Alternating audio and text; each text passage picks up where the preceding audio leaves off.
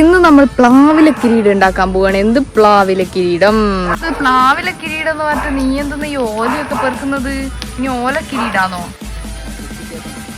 ഓ ഈർക്കിള്, good boy. നമ്മളല്ല, Baahubali 4-ലേക്കെല്ലാം art design ചെയ്ത ഒരു ആർട്ടിസ്റ്റ് വന്നിട്ടുണ്ട്. അവനാണ് ഇത് ഡിസൈൻ ചെയ്തത്. നമുക്ക് അതിലേക്ക് കാണിച്ചു തരാം. Come on. Yes, come on guys, come on.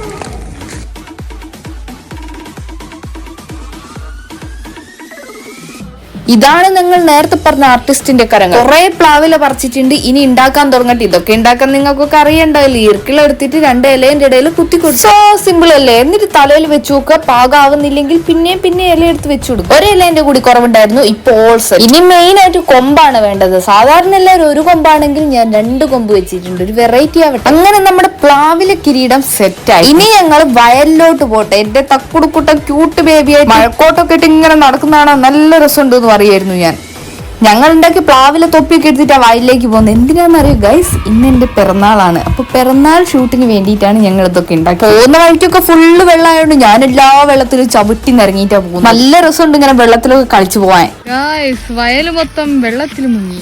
വയലിൽ പോയതിന്റെ ഒക്കെ കാര്യങ്ങൾ കുറച്ചധികം പറയാനുണ്ട്. അത് ഞാൻ എന്തായാലും പാർട്ട് 2 ആയിട്ടിടാം. ചുറ്റും ഫുൾ വെള്ളമൊക്കെ ആയിട്ട് അടിപൊളി ഉണ്ട് കേട്ടോ വയല് കാണാൻ വേണ്ടി. അപ്പൊ ഇനി ഞങ്ങൾ പോയി ഷൂട്ട് ചെയ്തിട്ട് വരാം. Bye guys.